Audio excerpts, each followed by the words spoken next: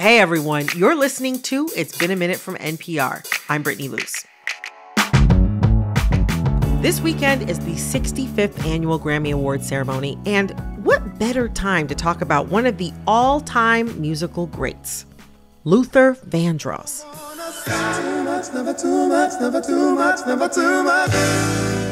In his lifetime, he won 8 Grammy Awards and was nominated for 33.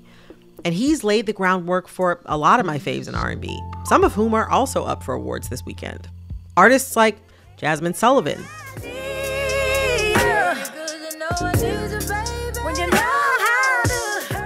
Mary J. Blige,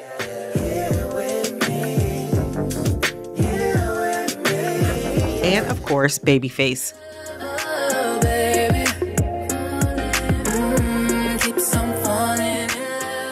Luther's music changed the sound of R&B. He created a new standard, and his songs have become a staple for just about every major life event. Weddings, family reunions, and even a few births. This month also marks 20 years since Luther's last performance at Radio City Music Hall. We're going to sing them all for you tonight. Every last one of them. 2 months later, Vandross suffered a debilitating stroke, and in 2005, he passed away. And though he lives on in our hearts and on our playlists, the icon status held by artists like Whitney and Aretha has escaped Luther. There is no Luther biopic, no tell-all memoir, no unsung episode, nothing. But there is a book about him, written by veteran music journalist Craig Seymour, titled Luther, The Life and Longing of Luther Vandross. Today on the show, I talk with Craig, and we make the case for why Luther Vandross should be on the Mount Rushmore of American music. Craig Seymour, welcome to It's Been a Minute. It's so great to have you. Oh, thanks so much for having me. I'm so excited to be here. We're about to talk one of my favorite topics. I definitely think he's one of your favorite topics. We're going to be talking Luther today. Yes, Luther. Yes. Luther. Luther, exactly. But let me go back. Let me go back some. You interviewed Luther quite a bit over the years, and you spent, a decent amount of time with him. What's a memory that always makes you laugh or smile when you think about Luther? Luther trips me out. Luther always, he stayed making me laugh. He respected me and respected what I was trying to ask, but he also knew that there were certain limitations to what he was going to say. So I just remember this time, this one guy came over and he's like, oh, Luther, oh, and they were hugging and stuff like that. They were talking, and Luther's like, oh yeah, but I'll get back to you. I'm doing this interview with this person, Craig Seymour from Vibe. He was like, yeah, Craig's trying to pump me for all this information that he ain't gonna get. But whatever, I'm just going to sit here and mind my business and blah, blah, blah. Just little things like that. That was just very, very funny. How do you want us to remember Luther's legacy? If I had to cut it down to one thing, which you do have to do in history, I feel like he's something on the lines of like the great R&B interpreter. His greatest artistry is the way that he could break down songs and interpret songs and make it like you never heard them before and make them speak so viscerally to your experience. Yes, like A House Is Not a Home is a staple Luther track, but is actually a Dionne Warwick song. And, even she said that's Luther's song. Like, it's his now. Just to compare, I'm going to play Dionne's version of the song.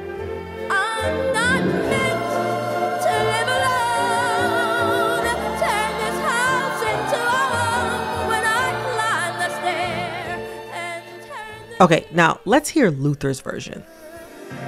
I'm not meant to live alone. Turn this house into a home. I climb the stairs. You said that Luther took ballads to new epic heights. He's got the world building and the lyricism and the runs and the phrasing. What's one song that you think really encapsulates Luther's excellence in balladry? I would go with Superstar Until You Come Back to Me. Don't you remember you told me you loved me, baby? But on the last live album he recorded, I think what he does with House Is Not a Home is really, you really get everything that he's doing with a ballad and how he can both make it a statement connecting people and connecting people's sense of loneliness. What a world for the lonely kind. Sometimes I feel I'm gonna lose my mind. And Luther hated when people would misinterpret his music and call him things like Dr. Love or, ooh, you make all those baby-making things. And, you know, and just I know how much smoke I got when I brought it up. I mean, he would not let you call him, ooh, you're Dr. Love. You have them love. So, ooh. If you want to get him mad, you'd say that. And if you said, oh, you know, you make them baby-making songs, he was like, I do not want to be associated with the bedroom. You know, I am about the heart and romance and everything like that. Do not. And I was like, well, why, Luther, why are you so salty? Like, what's the tea? Why is this, of all things, get under your skin? He says it takes away from my artistry and what I'm trying to do. I'm trying to be the premier balladeer of my time, not the, you know, knock the boots person. Something that comes up in your book is that a lot of the people that Luther worked with found him to be difficult and demanding, but you see it differently. One lesson I learned so much about just excellence in that is that this was when his song Take You Out was coming out. But this was a new date. The new band and singers did not know it.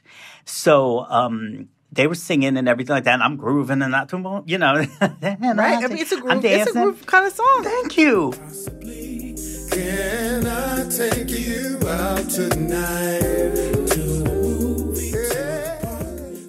And then all of a sudden he says, stop. And I'm going like, stop. And he said, because one of the lyrics is, take you out to a movie. He said, somebody said movies. Somebody said movies. It's a movie. It's one movie. We're only going to see one movie tonight. It's a movie. So I was like, dang.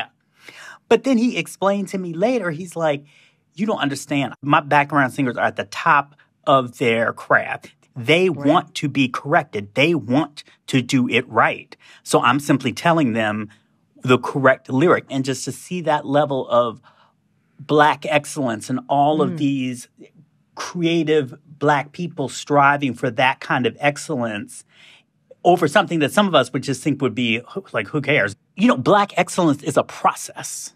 It's something you have to commit to. And that's what Luther and his band were all about. And I just found that so inspiring. Luther was exacting, but that's what made him great and what ultimately allowed him to befriend the greats. Luther's hot celebrity gossip after this quick break.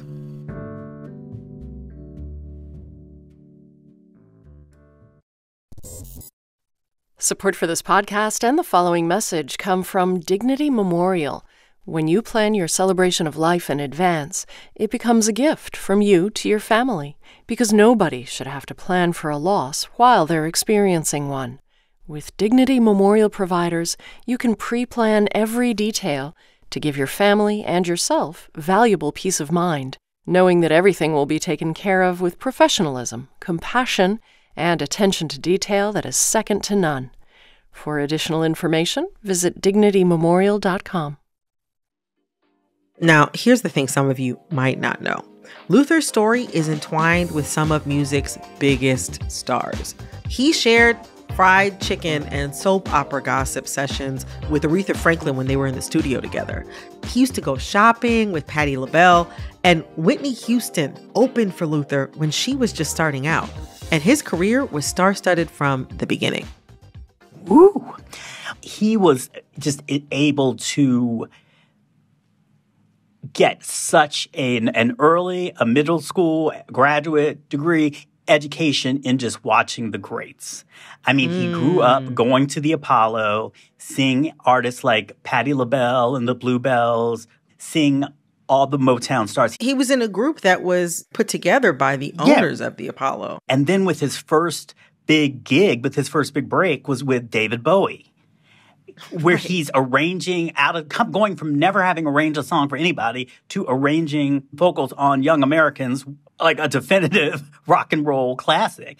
And then Bowie takes him on tour. I mean, he was playing the top venues in the world because he was with David Bowie. Right. And David also always made him open the show, which was disastrous. He was the first person to put him out, to put him out in front of a crowd like that. He made him open the show, singing his little songs.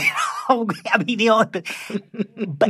and Luther would go to him and say, David, these people hate me. They're throwing tomatoes. They're doing this. They're hooing it. It doesn't matter what they do. You are fantastic. Go out there and get what you need from them and learn from them. That's all that matters. So you just can't get that kind of training anywhere. As much as Luther was trained by some greats, Luther trained a whole lot of greats that have gone on to work with other people. So for like Cindy Mizell, who works with Mariah Carey, Luther did upgrade the entire R&B vocal and performing experience. It's like a disco ball that shatters. It's just you can see pieces of it refracted everywhere. Continuing on the idea of Luther's influence, like he also changed the way R&B performances were produced, from the staging to the costumes and beyond. Talk to me about what Luther did to change the game in that respect. I mean, Luther made the R&B show become a theatrical experience, because a show that you would see in the early 70s would be like, whether you saw it in a club or a big stadium or whatever, it was the same show. And it'd be entertaining and people would be singing and there'd be a lot of moving and dancing on the stage and stuff like that. But it didn't give you theater. It didn't give you sort of like you were being taken on a very controlled journey. I mean, I saw the Mothership land Parliament Funkadelic. That was one of my earliest experiences. And that was incredible to see this mothership, to see this thing land from the sky. But it was more giving you like sci-fi vibes. It wasn't giving you theater, where Luther really had this whole presentation where I felt more like I was seeing something that I had seen on Broadway, like The Wiz or something. And just his banter with the audience. It wasn't just random. Hey, DC, are you here? It wasn't just random. I mean, he had jokes. The songs went into each other in a way that made sense. He had like a ballerina perform on top of a piano. Just all of these elements really helped bring in the age of the concert as a experience that's different from just somebody showing up and performing. Right. I mean, you mentioned in the book that like when you would see people streaming into his concerts, they would be wearing things to go see a concert that, I mean, I remember seeing my parents get dressed to go see Luther and artists like him. My father be wearing a suit. My mom was wearing like a cocktail dress at the very least and putting on a fur coat.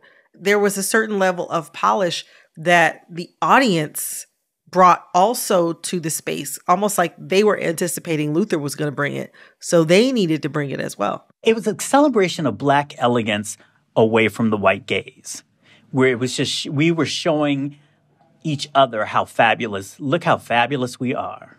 So I wonder, where do you see the influence of Luther's showmanship in live R&B performance today? Certain artists do really take their time and lean into the emotion of the song and make sure that the song is not just something that people are snapping along to, but we really get to experience every line and every emotional journey of the song. And I definitely feel a person like Jasmine Sullivan does that really, really well. Don't forget to come and pick up your feelings.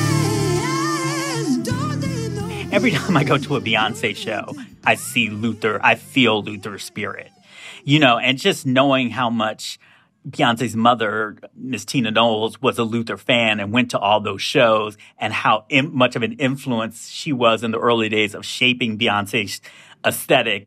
Okay, so I grew up with my parents listening to Luther. Like, Luther to me has always been a musical institution, but one of the things that I've come to understand through your writing is that Luther presented a change in the sound of R&B.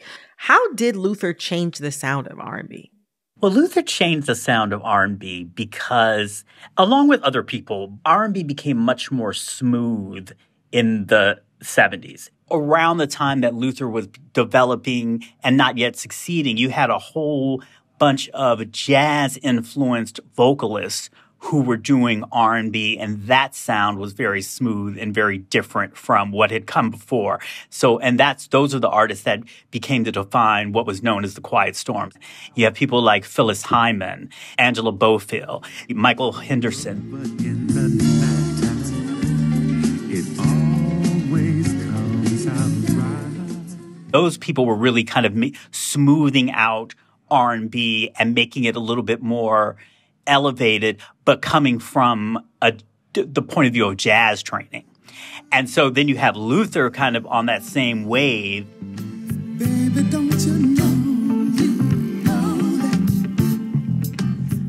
that It was kind of a reflection of just how people had migrated away from the South and were kind of trying to form these new, more cosmopolitan identities for themselves. But it was just kind of like these amplified and sort of upgraded expressions of Black elegance. Like, the kind of thinking of like how elegance was such a form of resistance for Black folks throughout history. Like, people can call you whatever, but if you could dust off your clothes to put on your Sunday best to walk to church, then that's a form of resistance. That's a statement of self-worth. And Luther really brought that into his music and to his concerts, because musically he refused to have to use outmoded forms of Black expressions, what he would probably say, like a whole lot of screaming and shouting, to represent the contemporary Black experience. Because he wasn't, he wasn't like a farmer working out in the fields that stumbled in a recording studio and started singing the blues or anything like that. Luther Vandross was a cosmopolitan New Yorker, and he wanted to express that. And he's influencing the sound of artists like Anita Baker.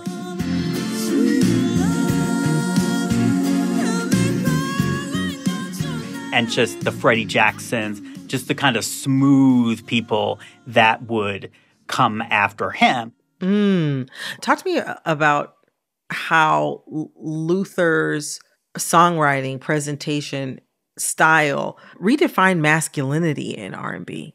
People talk about how Luther, how hard it was for him to get a recording deal and all that kind of stuff. And that was absolutely true. But one of the main sticking points from him getting a recording deal is that he demanded that he had creative control and that he was able to write and record his own material. So what that allowed Luther to do is he was able to redefine masculinity, because he was singing songs that he wrote or songs he specifically selected, as opposed to singing songs that people were submitting to him that would reflect how a male R&B singer was supposed to sound. So what you then get is these really yearning ballads that don't have, in most cases, don't really have specific pronouns, and they're really not so much about sex and seduction as they are about just that kind of longing for romance, longing for connection.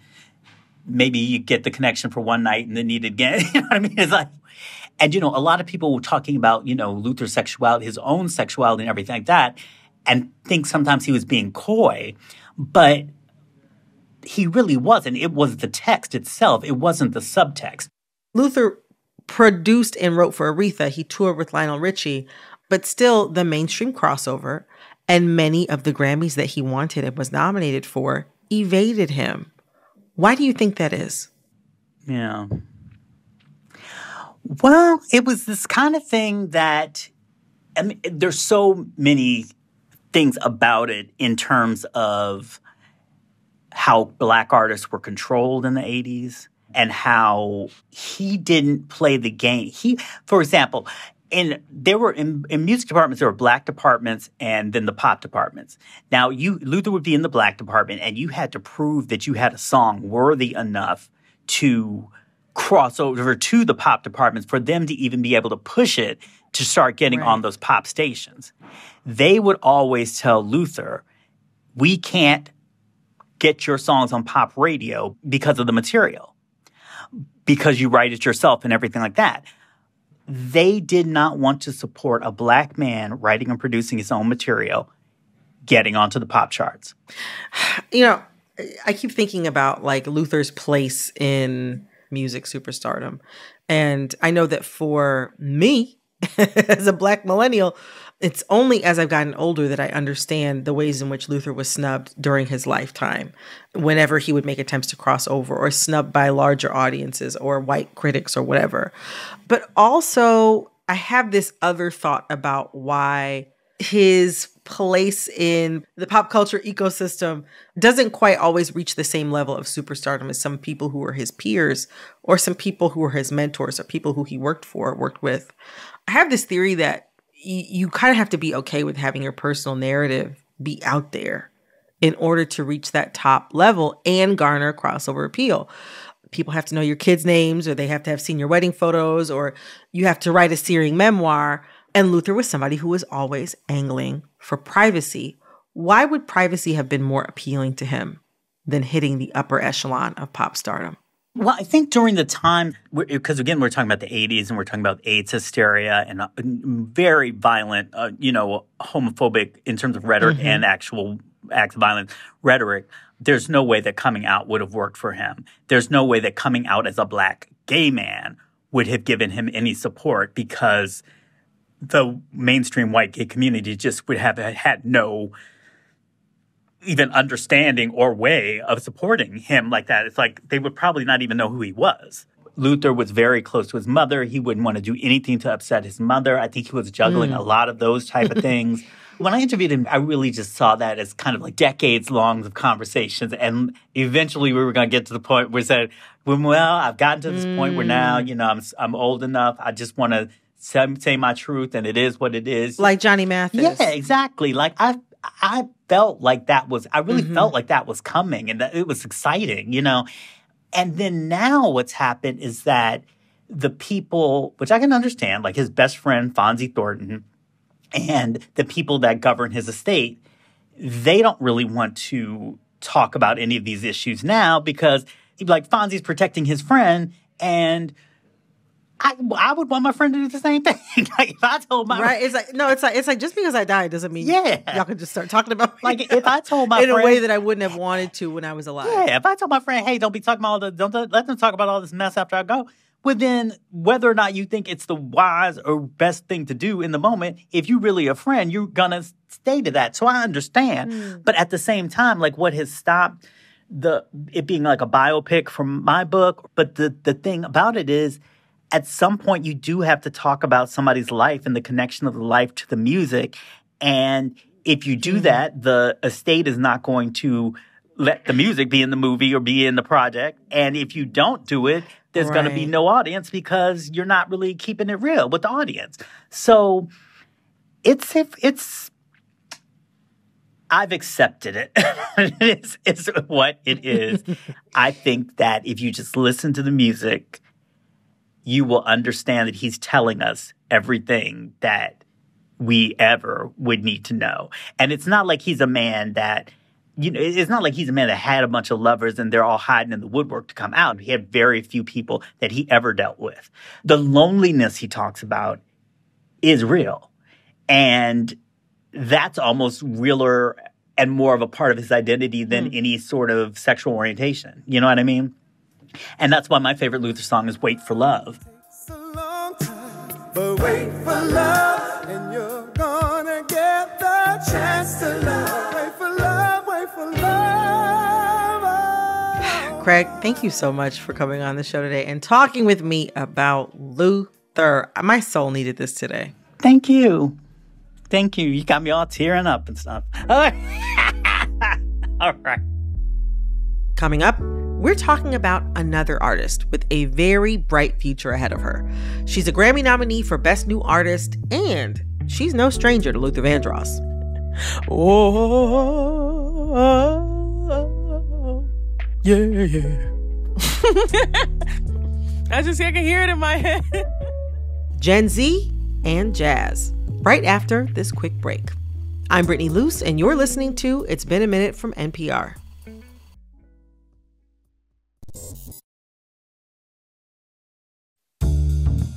The 2023 Grammy Awards are being handed out this weekend. So we caught up with one of the nominees for Best New Artist, Samara Joy. Her sophomore album, Linger a While, is also nominated for Best Jazz Vocal Album. From this incidental elemental simple social call. Her vocals are sumptuous, the melodies agile, the storytelling captivating. And to top it all off, Samara Joy is just 23 years old. So I wanted to know more about this Gen Z jazz singer and how she makes music that feels timeless. Samara Joy, welcome to It's Been a Minute. Thank you so much for having me. It's a pleasure. You have been nominated for 2 Grammy Awards, one of which is Best New Artist. The last time a jazz singer won Best New Artist was Esperanza Spalding in 2011. It's unusual for a jazz artist to be represented in this award category. What do you think of that? Even I was like, me? Like, am I in this? You want me to be here? Being nominated, period, but like being up for Best New Artist Grammy is just unbelievable to me. Yeah, you're known for practicing a difficult vocal style called vocalese. For those unfamiliar, can you explain what it is and how you use it? Mm-hmm. You take a recording, like an instrumental solo that doesn't have words to it, and you put words to it. I use it on my album. One song is entitled Nostalgia by a trumpet player named Fats Navarro.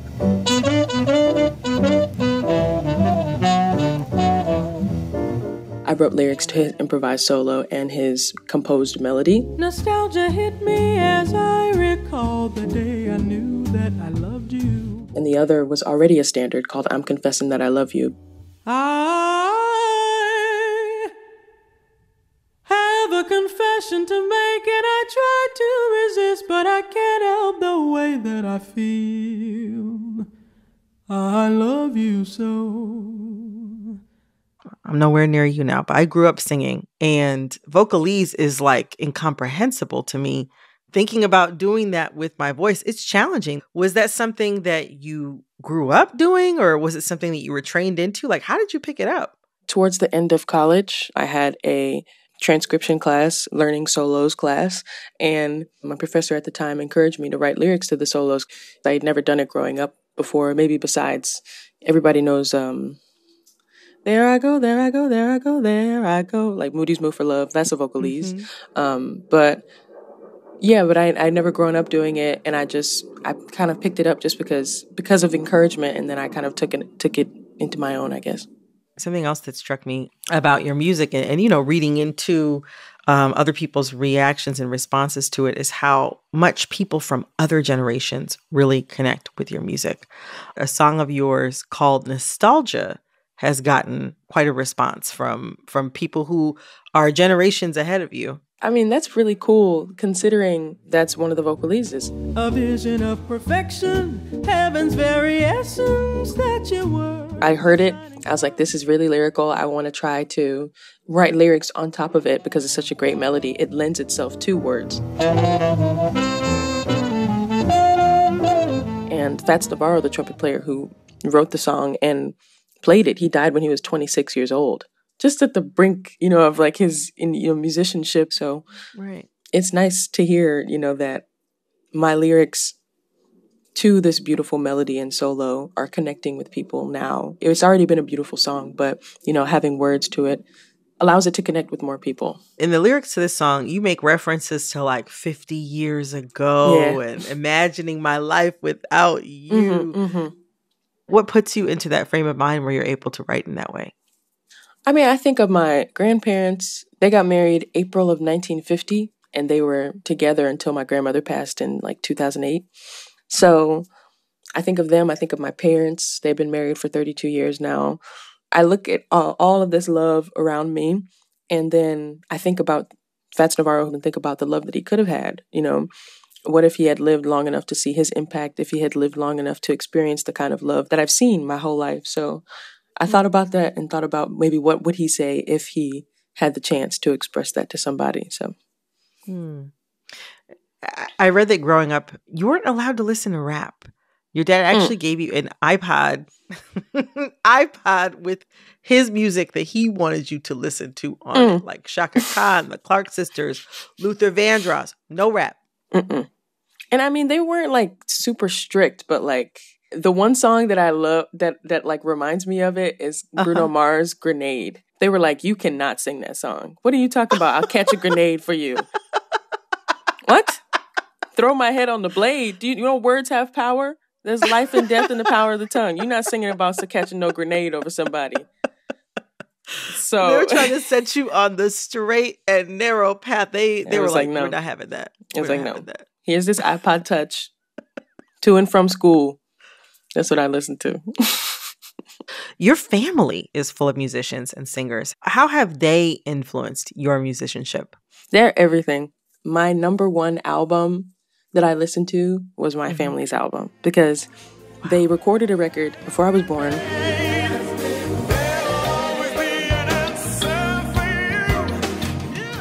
I know every single song on that record. I know each of my family's voices. I'm like, yep, that's my uncle. That's my cousin right there. That's my dad. Yeah, I remember this one. This is a hit. You know, it's a hit in my house. And so everything from like the quality of my voice to like the artistic liberties that I take whenever I'm like singing a melody and stuff like that, it all comes from them. Like they were my literal foundation and my first inspiration. So, and you all recorded a song together at Christmas, Oh Holy Night. Oh, night divine. What was that like to like after listening to the album for so many years? You're like, okay, like we're all in the studio together. What was that like? Oh my gosh, it was so much fun. We recorded in Philly to be close to my grandfather because he's 92 now, and he sang a verse on the song as well. But yeah, my cousins, my brother, my uncle, and my dad, we all got together and we sang, and I was just like, oh my gosh, I'm living my literal dream. And not only did we do that, we went on tour around Christmas time. We did 4 gigs together, back to back to back to back. And it was amazing. Every show sold out. It was incredible. Oh, that is so, I love this. I'm so happy for y'all. That's such a cool thing to be able to do together at the holidays. I like did a little interview of my grandfather a couple weeks later. Just to kind of ask him questions about his life and, you know, that kind of thing. And he was like, y'all got to do that again. I don't know what has to happen, but y'all got to do that again. Okay. Look, Christmas 2023. Let me know. I'll be there. We might have a very special New York location in the books for 2023. Can't say too much now. I'll be on the lookout. But it's in the books. You know, I found it really interesting that you got into jazz like in your last years of high school and really started singing it in college. You'd been hesitant for years to do it, but you had, professors, peers, teachers that encouraged you. What about jazz music made you realize that like this is what I got to do? I think it was the acoustic nature of it, like the stripped down, nothing but the instruments and voices kind of thing, you know, because I grew up listening to a lot of music. I grew up imitating some amazing singers, Layla Hathaway. Just some of the most incredible singers ever. And I still felt kind of like a chameleon, I guess. Like I was like, I can, imitate a little bit of this, imitate a little bit of that. But when I sing, where do I feel at home? But when I started listening to live recordings of Sarah Vaughan, it begins to tell around midnight. And of Ella Fitzgerald. I do pretty well till after sundown. Betty Carter. That's the time you feel so lonesome. And I was like, this is what I want to do. Like, it doesn't get old. It doesn't sound old to me. It sounds like they're contemporary in their own time. And so I was like, this is something I want to know more about. Contemporary mainstream music is so different from jazz. And yet you are this Gen Z jazz star. How do you make music feel timeless as a Gen Z jazz singer? I don't know if there's any one way to make music feel timeless. And honestly, I don't know if that's the goal, because there's so much music that is put out every single day. The goal is just to keep making music, to keep growing, and to be the best artist that you can be. And, I don't know if Lauryn Hill went into the studio like, okay, Ms. Education is about to be timeless. This is about to be the one. Not about to make nothing else. This is going to be the timeless record. D'Angelo, Voodoo, this is going to be it. I mean, we got to make a timeless record. Like, they just did it, They were the best artists that they could be at that time, making art that they organically and naturally heard. And we end up with, some of the greatest music of all time. So I've heard you express this idea that jazz music is naturally progressive. Like, it's always going to be on the cutting edge stylistically. Yeah, I think that whenever I look at and listen to my heroes, again, they weren't trying to make something timeless. I think it's naturally progressive because it's not forced. As we play and as we practice and as we get better, the music just changes, because we're coming into our individual artistry. Thank you so much for coming on the show today. This was so cool. This was very, very cool. Oh, man. And and good luck with everything. Thank you so much for having me. You're wonderful. That was jazz singer Samara Joy, nominated for Best New Artist and Best Jazz Vocal Album at the 2023 Grammy Awards. This episode of It's Been a Minute was produced by Barton Girdwood, Alexis Williams, Liam McBain, Corey Antonio Rose. It was produced and edited by Jessica Mendoza. Our intern is Jamal Michelle. It was edited by Jessica Plachek. Engineering support came from Gilly Moon. Ted Meebane. We had fact-checking help from Candace Bo Hortkamp. Our executive producer is Verilyn Williams. Our VP of Programming is Yolanda Sanguini. Our Senior VP of Programming is Anya Grundman. All right, that's our show for today.